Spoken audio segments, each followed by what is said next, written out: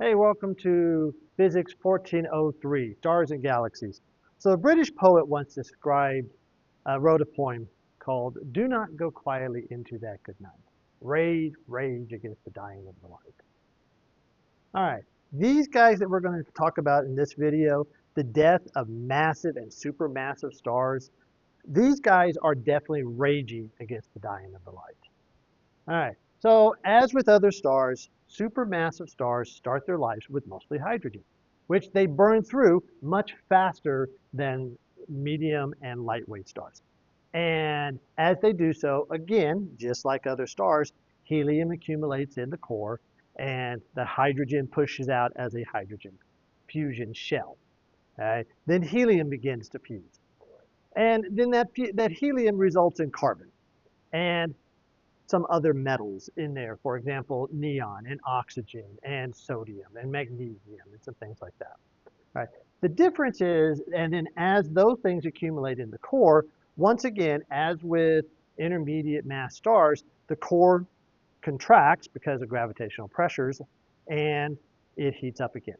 The difference is that with a massive star, say a star that is heavier than 8 solar masses, they can that carbon is going to begin to fuse.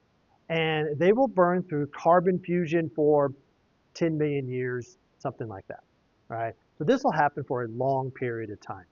And then just like before, the products of carbon fusion and some of these other materials are going to accumulate in the core, causing the fusion to stop temporarily and slow down. And we're going to have another contraction of the core. And once again, because of high mass, it's going to fuse the next thing. And so it goes through a series of fusion reactions. So excuse me, what started, so what started as hydrogen fusion has been pushed out to a hydrogen shell, became helium fusion. Eventually helium has been pushed into the outer shell. Carbon began to fuse. When carbon reserves were largely exhausted and the core was no longer could support carbon fusion because there wasn't enough carbon, then neon fusion began. And then after neon fusion, again, they burn through. And every one of these phases takes a higher temperature. And every one of these phases is shorter time period.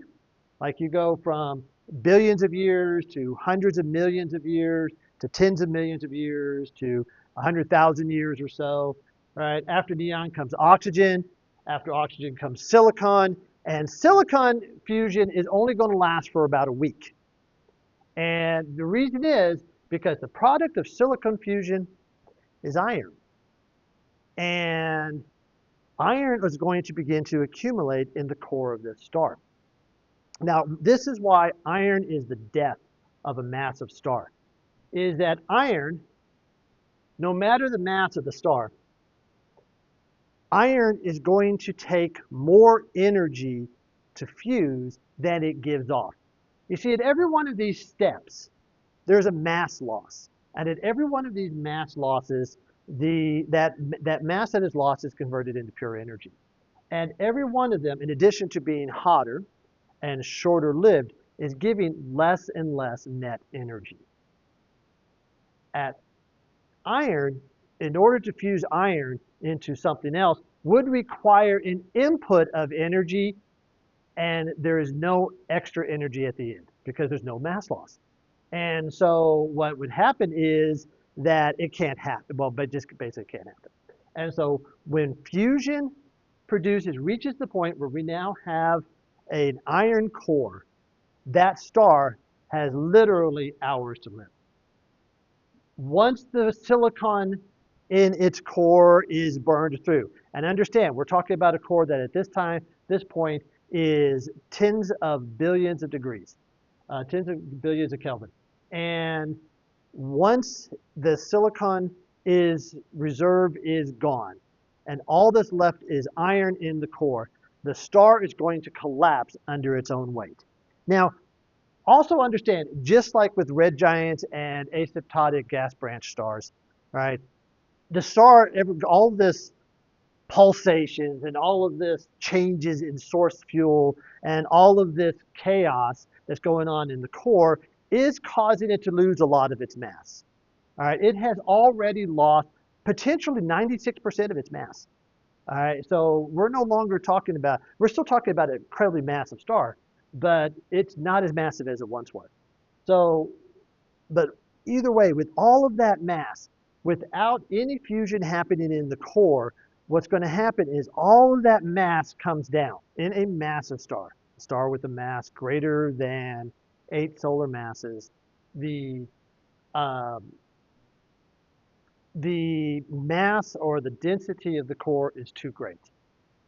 It continues to collapse in on itself. It can't withstand the pressures.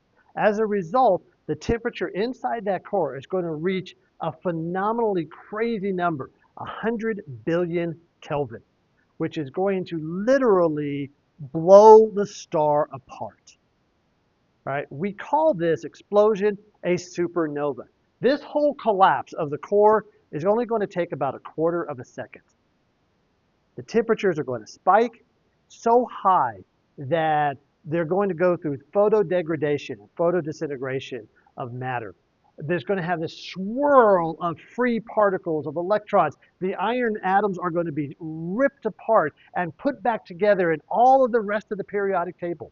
All of these elements like copper and silver and gold, all the way up to uranium that is so hot we could never dream of making it any other way except this supernova process. And then with these high energy neutrinos that are released and all the gamma radiation that's released, it's going to be blown out into the universe to seed the universe with that highly enriched interstellar medium. That's the source of all the heavy, what we call trans iron elements that are on our Earth. They were formed in the core of an exploding star billions of years ago and then swept up into a nebula that eventually became our solar system. What's left? On a lighter star, with that collapse having been stopped by degenerate electron pressure, the star is going to stabilize as a white dwarf. Here, without that extra pressure, it will eventually collapse. And if the mass of the star is, the core of that star is less than 1.4 solar masses, something they call the Chandrasekhar limit, then the degenerate electron pressure is not going to be able to hold it up. It's going to continue to collapse until essentially it becomes a giant mass of neutrons. And degenerate neutron pressure will hold it up instead. And then what's going to happen here, and it's going to continue to get smaller and smaller. What was once a star that was huge, 100 times the diameter of our sun when it as its largest phase, is now going to be the size of maybe a city. And it's going to be spinning super, super, super quick. And it could be incredibly dense. Imagine a tablespoon of this material, this neutron star, as having a mass greater than 20,000 elephants. And as it spins because, by the way, it spins so fast because of something called angular momentum. When the star was huge, it was spinning. And as it came down, it was spinning faster and faster. And so now it may be spinning thousands of times every second. What's really crazy is if that neutron star has too much mass, it's not done yet. See, a neutron star is going to have a mass between about 1.4 and about 4 solar masses. But if that supernova left behind a core that was greater than 4 solar masses, which meant that the star that did this probably had a mass of at least 25 times the mass of our sun. And all that was left was this 4 solar mass core. It's going to be so massive that even degenerate neutrons are not going to be able to hold it up. And it's going to continue to collapse because of gravity until it becomes an object of immense power and immense mystery called a black hole. In essence, a black hole is a point where the density is so great And the gravitational forces are so strong that not even light could escape that point. And we say that that any object with a escape velocity greater than the speed of light is a black hole. Imagine, if you would, the fabric of space-time where you have a point that is so deep that it's almost as if space-time closes in above it. It is inescapable and the subject of great study among astrophysicists. But for our class, it is the result of a supermassive star that finally collapsed under its own weight when it couldn't push out. Remember, stars keep their shape because of that balancing act between the two forces of the gas pressure, the explosive gas pressure pushing out from fusion, and the incredible forces of gravity pulling down. And without one, the collapse, the explosion, the enriched interstellar medium, and either a neutron star or a black hole that remains. Until then, I'll see you in the next video.